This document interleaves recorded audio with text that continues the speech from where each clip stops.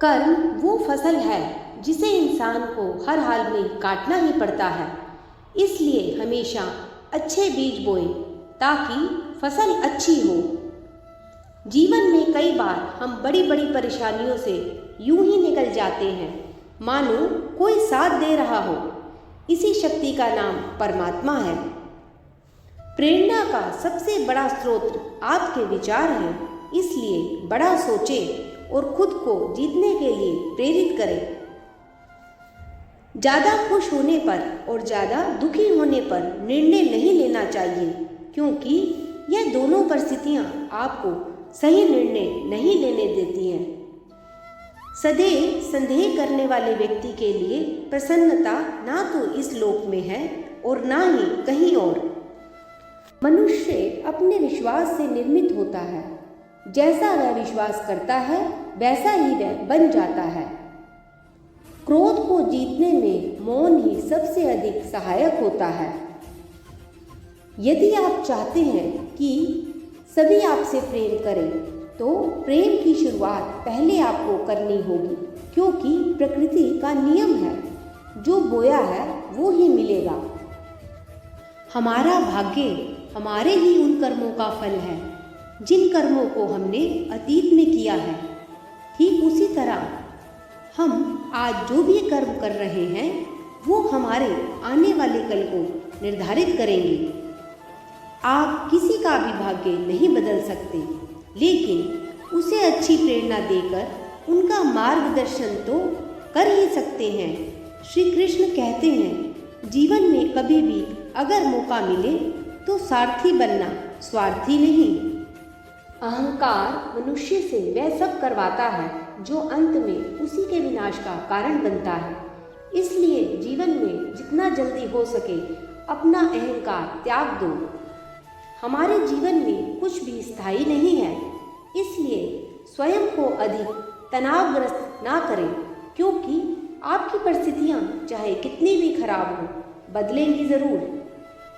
जिन्होंने आपको कष्ट दिया है, कष्ट तो उन्हें भी एक दिन ज़रूर मिलेगा, और यदि आप भाग्यशाली रहे तो ईश्वर आपको यह देखने का अवसर भी देंगे। आप कभी भी अपनी ज़िंदगी में वापस जाकर शुरुआत को नहीं बदल सकते, लेकिन आप जहाँ हैं वहीं से शुरू कर सकते हैं और अंत को बदल सकते हैं।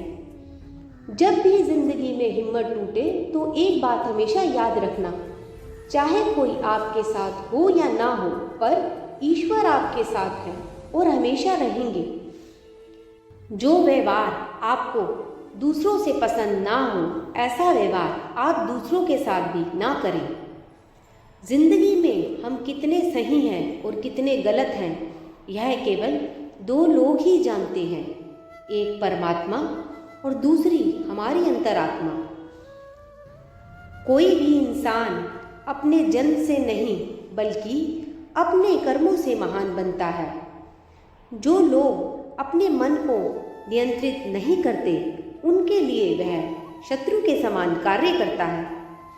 इंसान हमेशा अपने भाग्य को कोसता है और यह जानते हुए भी कि भाग्य से भी ऊंचा उसका कर्म है जो उसके स्वयं के हाथों में है। सही कर्म वह नहीं है जिसके परिणाम हमेशा सही हो, अपितु सही कर्म वह है जिसका उद्देश्य कभी गलत ना हो। श्री कृष्ण अर्जुन से कहते हैं, जन्म लेने वाले के लिए मृत्यु उतनी ही निश्चित है जितना कि मृत होने वाले के लिए जन्म लेना। इसलिए जो अपरिहार्य है उस पर शोक मत करो। केवल इंसान का मन ही किसी का मित्र और शत्रु होता है। क्रोध से भ्रम पैदा होता है, भ्रम से बुद्धि व्याग्र होती है, और जब बुद्धि व्याग्र होती है तब तर्क नष्ट हो जाता है। जब तर्क नष्ट हो जाता है तब इंसान का पतन हो जाता है। जिस प्रकार प्रकाश की ज्योति अंधेरे में चमकती है, ठीक उसी तरह सत्य भी चमकता है। इसलिए हमेशा सत्य की राह पर चलना चाहिए। जो सब प्राणियों के सुख दुख को अपने सुख दुख के समान समझता है, और सबको समभाव से देखता है, वही श्रेष्ठ योगी है। परमेश्वर प्रत्येक जीव के हृदय में स्थित है। जिस प्रकार मनुष्य पुराने कपड़ों को त्याग कर नए कपड़े धारण करता है, उसी प्रकार आत्मा भी पुराने शरीर को त्याग कर नए भौतिक शरीर को धारण करती है। किसी का अच्छा ना कर सको तो बुरा भी मत करना, क्योंकि दुनिया कमजोर है, लेकिन दुनिया बनाने वाला नहीं। मन की शांति से बढ़कर इस संसार में कोई भी संपत्ति नहीं है। गीता में लिखा है, जब इंसान की जरूरत बदल जाती है, तब इंसान के बात करने का तरीका भी बदल जाता है। मन अवश्य ही चंचल होता है, लेकिन उसे अभ्यास और वैराग्य के माध्यम से वश में लाया जा सकता है। भगवान श्री कृष्ण कहते हैं, मैं इस संसार की सुगंध हूँ, अग्नि की ऊष्मा हूँ और समस्त जीवित प्राणियों का आत्म संयम हूँ। ना यह शरीर तुम्हारा है और ना ही तुम इस शरीर के मालिक हो।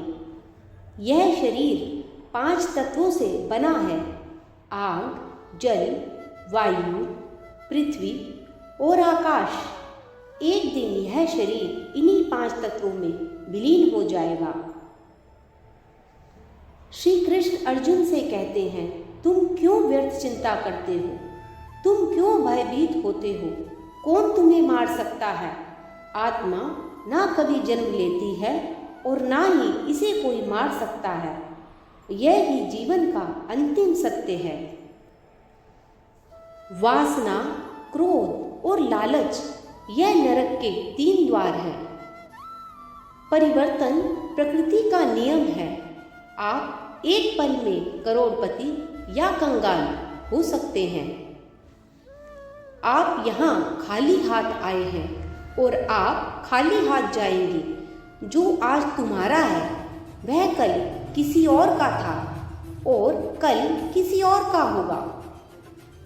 अगर आपको कोई अच्छा लगता है तो अच्छा वो नहीं बल्कि अच्छे आप हो, क्योंकि उसमें अच्छाई देखने वाली नज़र आपके पास है। जीवन में सफलता का ताला 2 चाबियों से खुलता है, एक कठिन परिश्रम और दूसरा दृढ़ संकल्प। माफ करना और शांत रहना सीखिए। आप ऐसी ताकत बन जाओगे कि पहाड़ भी रास्ता देंगे।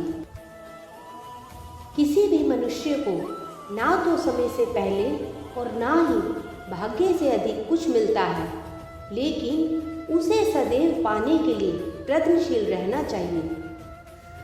व्यक्ति को अपने आप को सदैव ईश्वर को समर्पित कर देना चाहिए, तभी वह दुखों, चिंता और परेशानियों से मुक्त रह सकता है। जो दान कर्तव्य समझकर बिना किसी संकोच के किसी ज़रूरतमंद व्यक्ति को दिया जाए, वह सात्विक माना जाता है। गीता में लिखा है, मौन अच्छा है, परंतु जब अन्याय हो रहा हो तब नहीं। जो मुझे सब जगह देखता है और सब कुछ मुझ में देखता है, उसके लिए ना तो मैं कभी अदृश्य होता हूँ और ना ही वह मेरे लिए अदृश्य होता है। ईश्वर ब्राह्मणों, गुरु, माता पिता जैसे गुरुजनों की पूजा करना तथा पवित्रता, सरलता, ब्रह्मचर्य और अहिंसा ही शारीरिक तपस्या है। जिस प्रकार अग्नि स्वर्ण को परखती है, उसी प्रकार संकट वीर पुरुषों को। अगर आपको जीवन में झुकना है तो किसी की विनम्रता के आगे झुकें, किसी की शक्ति के आगे, रूप के आगे और धन के आगे कभी मत झुकना।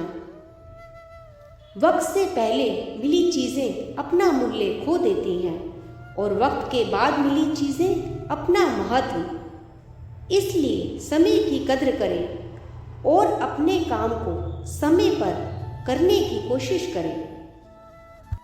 श्रेष्ठ पुरुष जो आचरण करता है, अन्य पुरुष भी वैसा वैसा ही आचरण करते हैं। वह जो कुछ प्रमाण कर देता है, समस्त मनुष्य समुदाय उसी के अनुसार बरतने लग जाता है। जीवन का आनंद ना तो भूतकाल में है और ना ही भविष्यकाल में, बल्कि जीवन का आनंद तो बस वर्तमान को जीने में है। जय श्री कृष्ण।